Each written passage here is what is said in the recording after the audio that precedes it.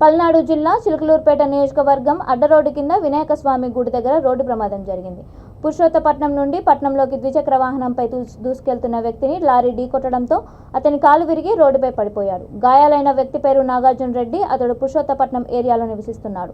Lorry Uyyuru నుంచి బాపట్ల జిల్లాలోని మాటూరు మండలం రాణంగివరం నుండి వస్తుండగా ఘటన జరిగింది. 108 సిబ్బంది వారిని ప్రభుత్వ ఆసుపత్రికి తరలించారు. పూర్తి వివరాలు తెలియాల్సి ఉంది.